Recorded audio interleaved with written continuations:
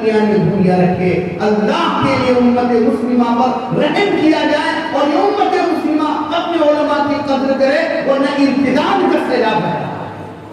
یصبح الرجل مؤمنا ویمسی کافرا ویمسی مؤمنا ویصبح کافرا. صبح مسلمان شام کافر, شام مسلمان صبح کافر.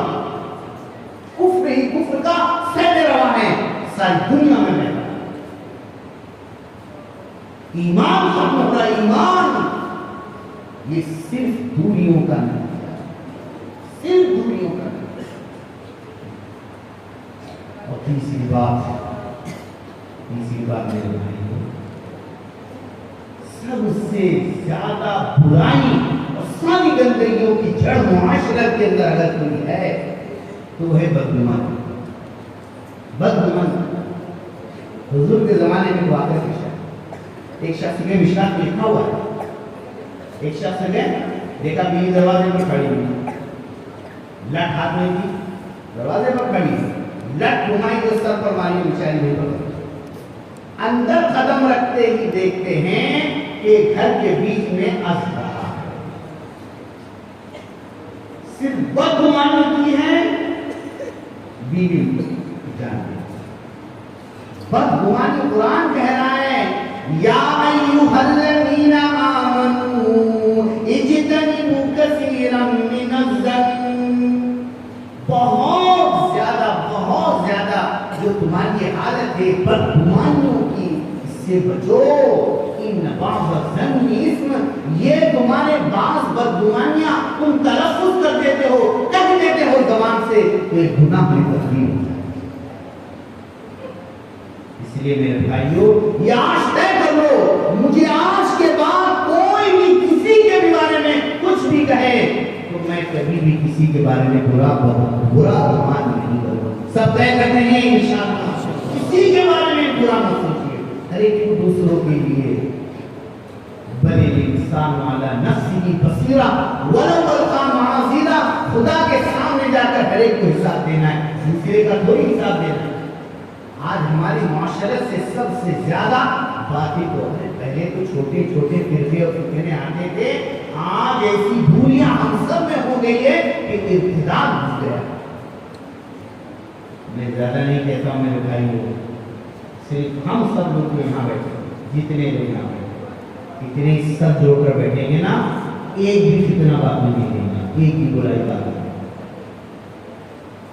میرا جانا ہوا تھا مکرانہ, جہاں سے ماربل نکلتا ہے, سنگ مرمر, وہاں گئے. آپ جا کر دیکھ لو کبھی, میں 8 دن وہاں رہا. وہاں ہندو مسلم دونوں نے مل کر یہ طے کیا ہے کہ پورے مکرانہ میں ایک بھی شراب کی دکان نہیں. آج بھی مکرانہ میں, راجستھان میں ایک بھی شراب کی دکان نہیں. کس نے طے کیا؟ ارے کس نے طے کیا؟ ہندو مسلم. یہ تو ہماری آبادیاں ہیں جہاں ہم رہتے ہیں. ہم اگر مل بیٹھے, سوچے سمجھے, علم کی بنیاد پر, حق کی بنیاد پر, عدل کی بنیاد پر, اعتدال کی بنیاد پر, سچ کی بنیاد پر, علم حق دکھاتا ہے, رہنمائی دکھاتا ہے, امت کے لیے ہمدردی, امت کے لیے خیر خواہی. جب تک ہمارے درمیان اوروں کے لیے خیر خواہی نہیں, ہمارا دین مکمل نہیں ہو سکتا. امت کے ساتھ شفقت نہیں, ہمارا دین مکمل نہیں ہو سکتا. انبیاء کی سیرت ہمارے سامنے ہے اور صحابہ کی زندگی ہمارے سامنے ہے کہ معاشرت کیسے اچھی ہو سکتی, معاملات کیسے اچھے ہو سکتے ہیں. بہرحال خلاصہ کلام اتنا ہے کہ آج کے بعد زندگی میں اپنی سب سے بڑی اور اہم ترین ضرورت اور چیز علم کو سمجھیں, علم کے راستے پر چلیے.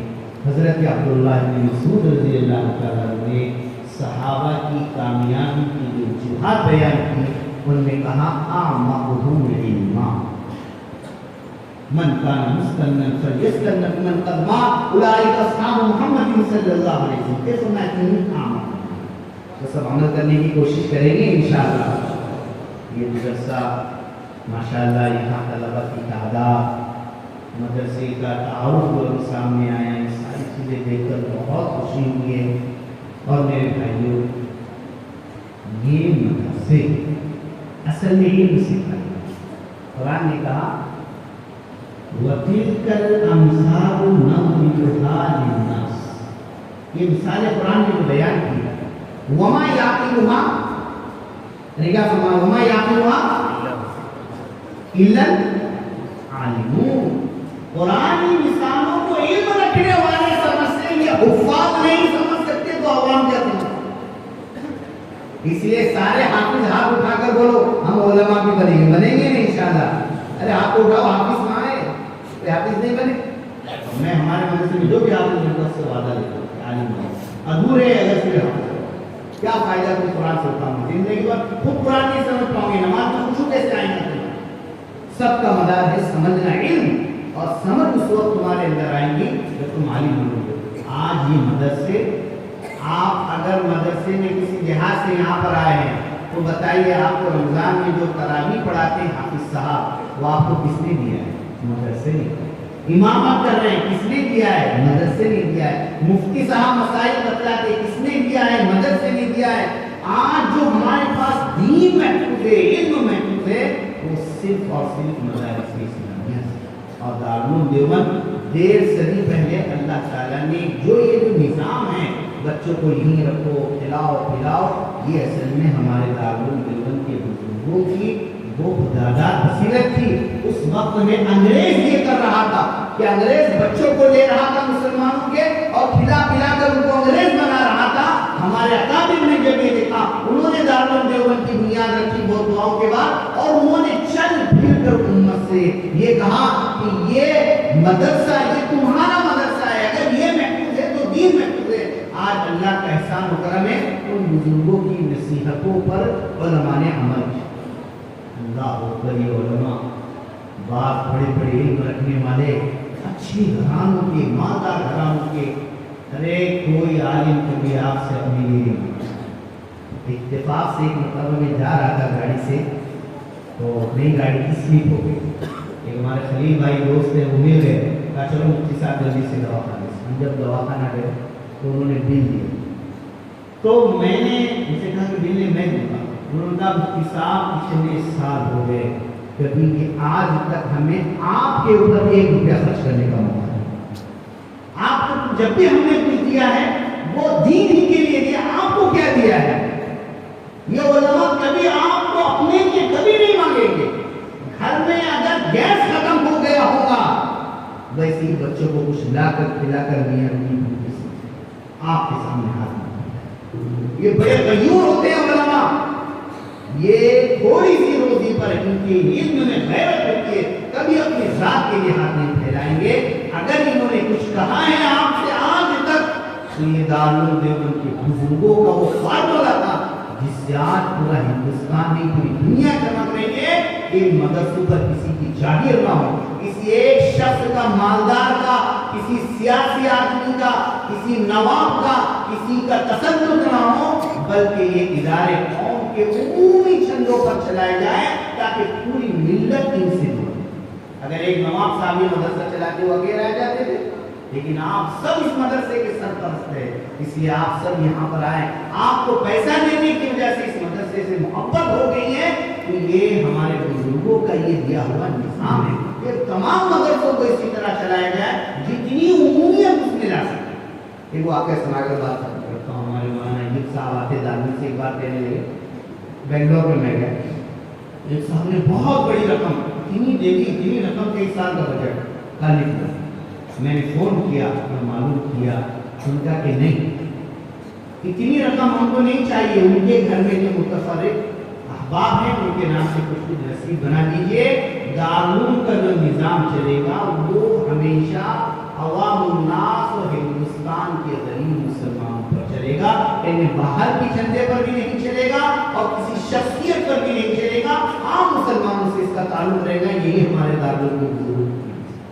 اور آج اللہ کا کرم ہے کہ دارالعلوم دیوبند ہی کے ایک فاضل حضرت مولانا محمد الیاس صاحب رحمۃ اللہ علیہ، جن کے نام سے آپ کا مدرسہ الیاس ہے، دارالعلوم دیوبند سے فارغ ہوئے. طالب تھے دارالعلوم دیوبند، دارالعلوم میں پڑھے، دارالعلوم سے فارغ ہوئے اور اپنی اللہ نے سب کا کام کیا. ہمارے قرآن آپ سنتے ہیں، مفتی شفیع صاحب رحمۃ اللہ علیہ، حضرت شیخ الہند ہو، حضرت شیخ الاسلام ہو، حکیم الامت ہو، حکیم الاسلام ہو، میں کتنے بزرگوں کے نام لوں.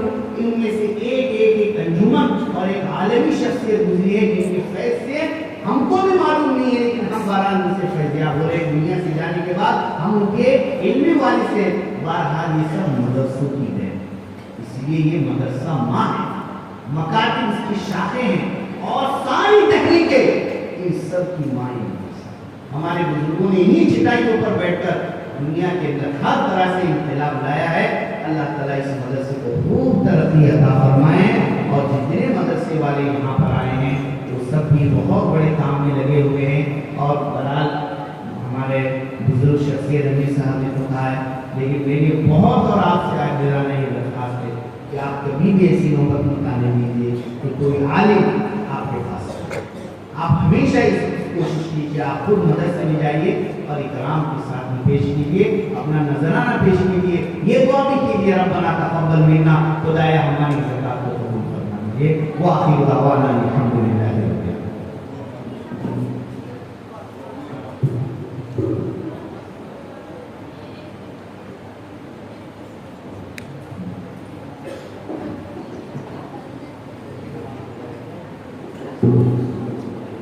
دعا ہوگی، دعا لے کر اس کے پہلے بچوں کو انعامات دیتا ہوا دیکھو، ان معصوموں کو دیکھنا بھی ثواب۔